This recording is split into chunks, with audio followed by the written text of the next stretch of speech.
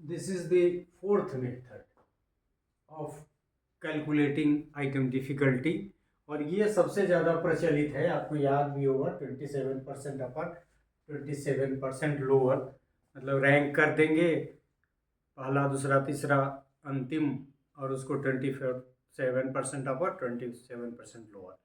So ranking of learners and difficulty level, इसका हमने नाम दिया. This method follows certain steps as to arrange the answer paper merit wise highest to lower marks. मतलब question wise नहीं, का answer paper merit wise, total number जिसको सबसे ज़्यादा आया, लोअर मार्क्स अपर मार्क्स हाईएस्ट, मतलब उसको रैंक कर देंगे पहला दूसरा तीसरा, जिसको हाईएस्ट है सेकंड हाईएस्ट है third. To select 27% answer paper from top और 27% फ्रॉम बॉटम, ये भी सही है. 50 से अधिक 27 प्लस 20 54, अपर 27% क्वेश्चन कॉपी का और 27% नीचे कॉपी का. Now we have one top higher group, मतलब दो ग्रुप हो गया, एक टॉप हायर ग्रुप और दूसरा bottom lower group, bottom lower group, दो ग्रुप हो गया. अब ये भी कर लिया. टू कैलकुलेट WH, ये उसमें सफिक्स में हम नहीं लिखे हैं क्योंकि उसमें भी नीचे लाने में टाइम लगता, टाइपिंग में हमको थोड़ी दिक्कत होती है, तो फार्मूला आप वैसे इसको WH ऐसे पढ़ेंगे. हमने वही सोचा था कि वैसे डाल देते हैं, यहाँ आपको बता दें. So to calculate WH for each item and again to calculate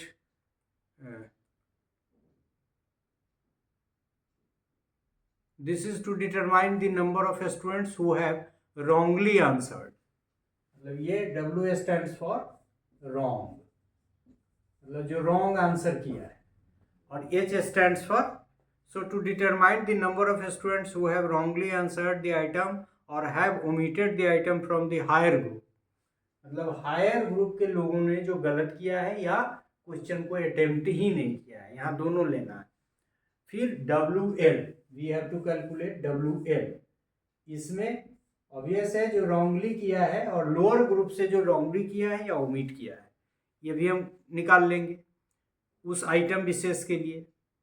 so to calculate WL for each item, और ये है क्या, this is to determine the number of students who have wrongly answered the item और have omitted the item from the lower group.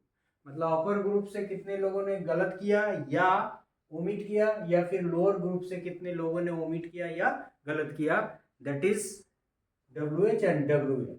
Next step जो पांचवा हमारा होगा, that we shall add WH plus WL, ये दोनों को जोड़ेंगे एक स्टेप. इसके बाद फिर क्या हम लोग करेंगे, टू ए सर्टेन ID और DL, मतलब ID और DL, यहाँ डिफिकल्टी लेवल हम लोगों ने दिया, तो आइटम डिफिकल्टी या डिफिकल्टी लेवल दोनों बोलते हैं, आइटम डिफिकल्टी या डिफिकल्टी लेवल.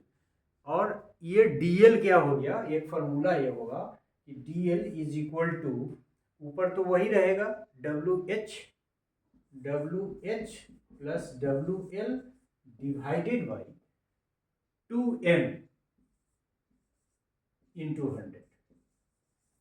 WH आप समझ गए और WL भी आप समझ गए, और ये n क्या है, number of students in either lower और अपर ग्रुप, या ऐसे 27% आप कहिए, मतलब चूंकि आपने देखा था कि 27% अपर 27% lower and that is n, छोटा वाला n, बड़ा वाला n होता तो सब होता. सो n इज 27%, मतलब 100 स्टूडेंट है तो 100 में 27 से उसको डिवाइड करेंगे. फॉर मल्टीपल चॉइस टेस्ट, तो ये निकल जाएगा, जो वैल्यू आएगा ये, मतलब 2n का मतलब है 27% लो, यदि 50 है तो 27% जो उसका होगा 13 14 कह दीजिए उसको, और फिर यदि 100 है तो 27, तो बाकी ये वैल्यू 27 और इंटू 100, ये जो वैल्यू आएगा. लेकिन यदि आपके आइटम मल्टीपल चॉइस है, अल्टरनेटिव है, तो उसके फार्मूला थोड़ा डिफरेंट है. For multiple choice test where the options may be 3 or 4, the whole formula is used, that is divided by, ये तो रहेगा ही WH plus WL divided by जो आपने किया था 2n से, यहाँ डिवाइडेड वो दूसरे तरह से होगा WL by 2n into 100, 2n for where n, ठीक है ये तो हो गया, for multiplication is used, it is 2n, थोड़ा मैं इसको घेर दूँ, 2n इंटू, यहाँ हम ऊपर लिख दे रहे हैं 100 इंटू ऑप्शन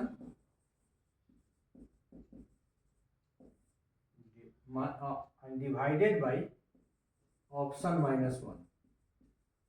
ये थोड़ा यहाँ आपको दिखने में दिक्कत हो रही है तो मैं यहाँ फिर से लिख दे रहा हूँ कि WH plus WL divided by 2n into 100 into option, और तब इसको फिर ऑप्शन -1 से माइनस करेंगे, ऑप्शन -1। तो ये मल्टीपल चॉइस का है। तो ये निकालने का तरीका भी हम लोगों ने सीख लिया कि कैसे निकालेंगे 27% की मदद से। टोटल पहले स्कोरिंग कर देंगे सारी कॉपी वाइज, मेरिट वाइज, एक क्वेश्चन पे नहीं, टोटल 100 क्वेश्चन यदि है तो 100 पे जो मार्क्स आया उसके अनुसार रैंकिंग कर देंगे। 27%, 27% छाटेंगे, फिर देखेंगे कि जो राइट अपर ग्रुप से कितने लोगों ने अटेम्प्ट नहीं किया या किया, फिर लोअर ग्रुप से कितने नहीं किया, तो WH WL निकाल लेंगे, उसको 2n से डिवाइड कर देंगे, ये वाले यहाँ, हाँ ये 2h ये निकाल देंगे 100 इंटू 100, वो वाला फार्मूला था, इंटू 100 कर देंगे, और बाकी मल्टीपल चॉइस आइटम के लिए ये इस्तेमाल करेंगे। उसमें जो भी वैल्यू आएगा उसके लिए कंक्लूजन ये है कि usually item in the range of 16%